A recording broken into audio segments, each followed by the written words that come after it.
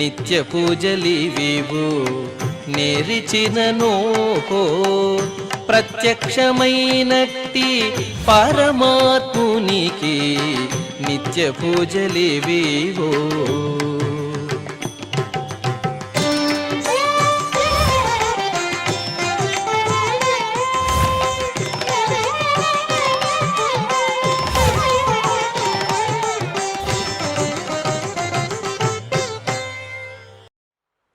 ఓం నమో వెంకటేశాయ. మంగళవారము, శ్రీ పరాభవనామ సంవత్సరము, ఉత్తరాయణము, గ్రీష్మ ఋతువు, నిజ జ్యేష్ఠమాసము, కృష్ణపక్షము, సప్తమి తిథి, ఉత్తరాభాద్ర నక్షత్రము, జూలై 7, 2027.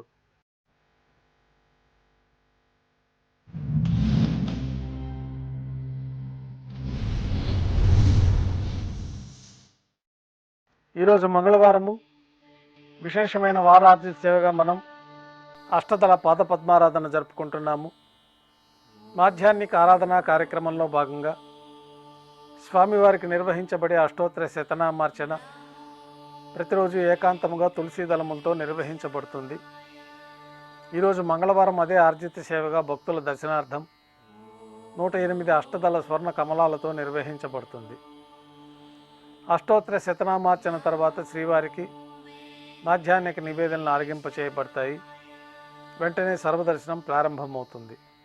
ఉభయ దేవేలతో శ్రీ మలయప్ప స్వామివారిని బంగారు తిరిచిపోయిన వేంచేపు చేసుకొని మేళతాళాలతో మంగళవాద్యాలతో విమాన ప్రదక్షిణంగా సంపంగి ప్రాకారంలో కల కళ్యాణ మండపానికి చేరుకుంటారు.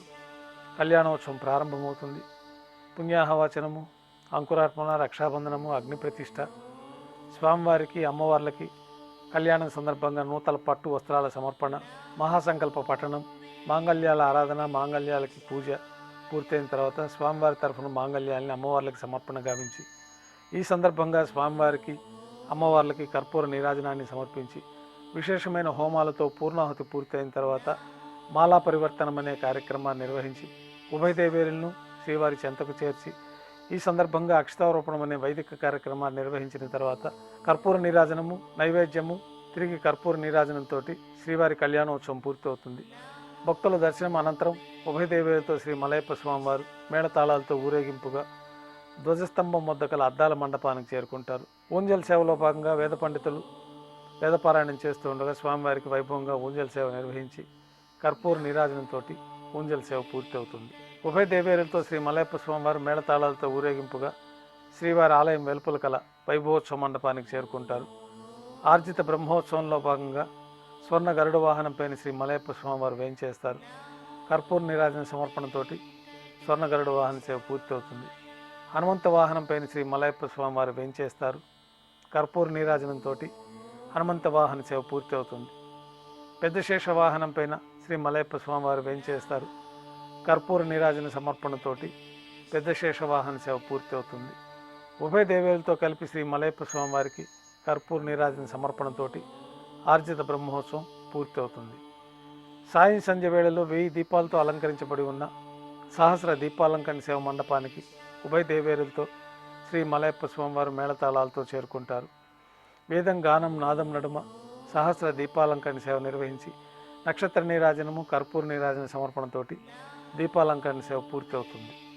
ఉభయ దేవేలతో శ్రీ మలయప్ప స్వామివారు తిరుచుపైన 4 తిరువీధుల ఉత్సవం జరుపుకొని భక్తులను అనుగ్రహించి శ్రీవారి ఆలయంలోకి చేరుకుంటారు.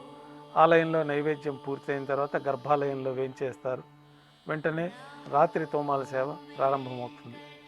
ఉదయం సమర్పించిన పుష్పమాలికలు సళ్లింపు చేసుకొని గర్భాలయాన్ని శుద్ధి చేసుకొని బంగారు పంచపాత్రలో శుద్ధ తోయాన్ని నింపుకొని శ్రీ వైకానస భగవత్ శాస్త్రోక్తమైన విధానంలో మూలమూర్తికి, ఉత్సవమూర్తులకు ఉపచారాలు సమర్పించి కొత్త పుష్పమాలికలతో మూలమూర్తికి, ఉత్సవమూర్తులకు అలంకరణ జరిపి చతుర్వేద మంత్రాలతో మంత్రపుష్పాన్ని సమర్పించి నక్షత్ర నీరాజనము, కర్పూర నీరాజన సమర్పణతో రాత్రి తోమాల సేవ పూర్తి అవుతుంది.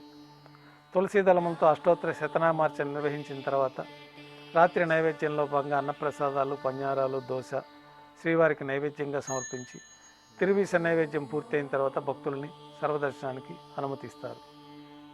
కొద్ది విరామం తర్వాత ఏకాంత సేవలో భాగంగా రాత్రి సమర్పించిన పుష్పమాలికలన్నీ సల్లింపు చేసుకొని గర్భాలయాన్ని శుద్ధి చేసుకొని బంగారు పంచపాత్రల్లో బ్రహ్మ తిరువారాధన కోసమై బంగారు బిందెలోని తీర్థాన్ని సమర్పించి ఏకాంత సేవలో భాగంగా కౌతుకభయమైన శ్రీ భోగ శ్రీనివాసమూర్తి వారిని బంగారు పట్టు పాన్పు పైన వెంచేపు చేసుకొని ఈ సందర్భంగా దారోష్ణమైన గోక్షీరము జీడిపప్పు ద్రాక్ష కలకండ కలిపిన మిశ్రమాన్ని నైవేద్యంగా సమర్పించి పండ్లని నైవేద్యంగా సమర్పించి కర్పూర నీరాజనంతో ఏకాంత సేవ పూర్తి అవుతుంది. ఓం నమో వెంకటేశాయ. ఓం